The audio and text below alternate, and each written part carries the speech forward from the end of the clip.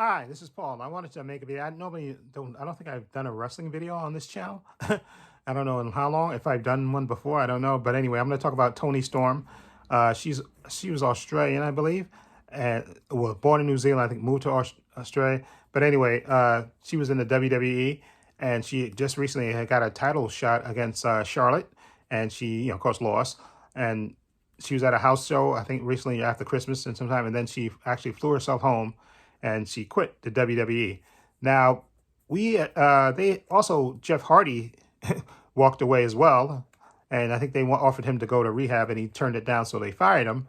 So he has 90 days before he can, go wherever he wants to, preferably probably to AEW with his brother Matt, and for one last run as the Hardy Boys. A lot of people think that's going to happen, so there it is. But the bigger case to me is with the Toni Storm thing is that Toni Storm, to me, I think it was, some people are saying that there's kind of mixed things. Some people are saying that she's suffering from, burnout from being on the road, which I kind of don't believe that part of it, because she was in Japan. She's in the UK doing that. So she's been used to being on the road. So I don't buy that burnout thing. I know the WWE, they travel a lot more, but trust me, she's been wrestling since, I think, for a few years, and I think she's be used to the road and stuff. So I don't think that. I think the bigger thing is her push or her non-push, because she did an interview that came out, I think, a week ago or so, where she was talking about how she debuted on SmackDown. She beat Zelina Vega, and then she was in catering for like, I don't know how many weeks, like 8 weeks or so. She was like just sitting in catering, not doing anything. Okay, which for somebody like her that likes to wrestle, okay, that's their talent, and they want to wrestle, sitting in catering with nothing to do, it's got to be hard on you mentally to do that. Okay, so I think, and then plus the way the Charlotte feud began with her getting hit with 2 pies on her face and not being able to retaliate, I thought that was the horrible thing. And I know JD, and JD, who does it, he's a podcaster who I follow, on YouTube, and he's a really great guy. And he was talking about how that, how it made Toni Storm look like a total geek and look like a thumbnail for a Pornhub website. And he was true. That was just the way they let Charlotte throw 2 pies in her face and not let her retaliate at all until the next week when she hit Charlotte in the face with 1 pie.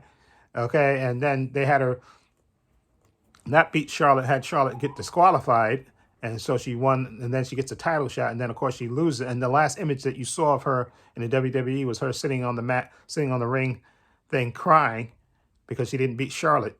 And I think she probably just had enough. She probably said, "Listen, they're never going to push." And I think the problem now, and I think this might be Vince McMahon's philosophy. I don't know if it's become because he doesn't want people to leave. That's why but it makes no sense to me, in my opinion, that he doesn't want the people to be too, he don't want to build stars like they used to. How they build up John Cena, The Rock, how they built up, and one of these great things that I've been actually watching the past few days is the big build up between when there was Evolution, and basically he made, Triple H made 2 stars, Batista and Randy Orton. Okay, how that took place over a couple of months, and how it built up to them turning on Triple H eventually, and then them becoming stars on their own and stuff. And just especially the way the Batista thing played out, it was the plan of that, the way that worked out was that was just fantastic, the way that played out. And I don't think Vince McMahon wants, besides the 4 horsewomen, Becky Lynch, Charlotte, Sasha Banks, and Bayley, and maybe Bianca Belair, without making anybody else stars, eventually people are going to get sick of those women. Okay, you have to build up stars, and that's the problem with the WWE. They don't build up stars. They don't make stars. Okay, for these people to be on top, they have to lose. And Charlotte has been champion so many times. Her job should not be holding on to the belt forever. Her job should be making stars, not holding on to belt and squashing lower talent. You're supposed to, if you want a viable women's division, you have to build the people up. You have to build the talent up. Like Rhea Ripley should be built up, being built up so she can challenge eventually Becky Lynch or uh, or even Charlotte Flair, who she got screwed out of her championship a few years ago. But the main thing is that Vince, it seems like Vince McMahon doesn't want to build up stars anymore, and he just has favorites, and he won't deviate from it. And I think what they say what happened is that, like I said, she flew home and quit, and they probably then they told her, okay, you can quit, and then here's your 90-day release. So we got to wait until 90 days before she can wrestle at any other company. But I think Vince McMahon doesn't want to make stars anymore, and his wrestling is suffering from the start of it. And I hope Toni Storm, in my opinion, I hope she goes to AEW so she can become, and now, especially now that they're going to have 2 belts, female championships, they're going to need more women on that. So hopefully some of the talent that Vince McMahon released will go there. Hopefully Toni Storm will go there, okay, and a few other stars. We had Mercedes Martinez actually debut last week, I think, so on Dynamite, I think. So hopefully they'll sign some more when their contracts are up so they can actually get more talent over there, okay. And again, my heart goes out to Toni Storm because, again, I don't think it's road burnout. I think she saw the writing on the wall that she wasn't going to get to go over on Charlotte, okay, and she was going to go right back down to catering again, okay, and be off TV for a while. And it's just, again, the creative over there is absolutely horrible. They don't have long-term booking. They don't do that.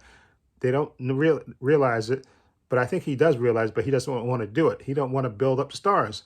Like, look at the thing with Liv Morgan. She should have been built up to challenge Becky Lynch. I mean, they had her win that little contest thing, but instead of having her win a bunch of matches in a row, maybe like that, and then having her challenge Becky Lynch, that would have been better, okay, rather than just having her, win that little contest they had, #1 contenders match, after they screwed Bianca Belair out of those. And now I think what's going to happen especially on the Raw side is, unless, I don't think Ronda Rousey's coming back. So I think what's going to happen is, that Bianca Belair is either she's going to win the Royal Rumble again and challenge Becky and beat Becky at WrestleMania, okay? Because I think Becky is going to drop the belt, I think, to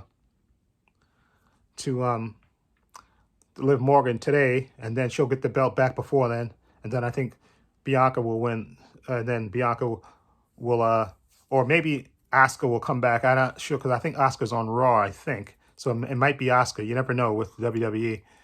And maybe have Asuka beat Becky Lynch for the belt. But I don't know what's going to happen. Maybe have Bayley be the one to beat.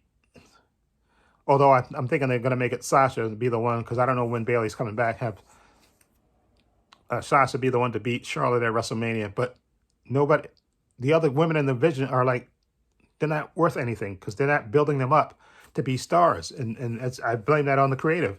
That's the problem. And I think Toni Storm had enough. She saw the writing on the wall. She said, I'm never going to get over with these guys. They're never going to get me over. They make me look like a geek, okay? And I'm never going to get over on and win the belt, okay? Which is what you have to make things unpredictable. Like, that's things I loved about the Attitude Era and even the Ruthless Aggression Era, where the belts changed hands every once in a while. They didn't, nobody hogged a belt for like 2 years or something. But with the women, it seems like they hogged the belts forever. Like, tell me, the thing with Bianca Belair and Becky Lynch, that didn't have to happen, her being beaten 26 seconds. Okay, that was beyond stupid to do that.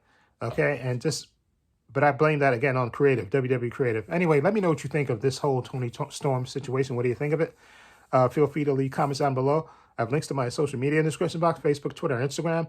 Also, I have a link to my main channel, Trepacer, in the description box. Check that out as well. Also, I have a link down below there to my patron. And I want to say a special thank you to my patron. His name will appear in this video somewhere. I want to say thank you to him for supporting me and always having my back. Also, the link to the patron is down below. And also, patrons only $5 a month. Tons of content on there. Tons of unedited content on there. I have Stargirl Season 1, Stargirl Season 2, Mandalorian Season 2, WandaVision, Loki, What If, Hawkeye. I have the Book of Boba Fett on there, the Mandalorian Season 2. I said that right. I have all 4 watched the Zack Snyder Justice League, Superman and Lois, Falcon and the Winter Soldier, the finale. Okay, and much, much more. So follow the link to the Patreon below. And again, give this video a thumbs up. It helps the channel, and I truly appreciate it. And this is Paul saying so long and take care.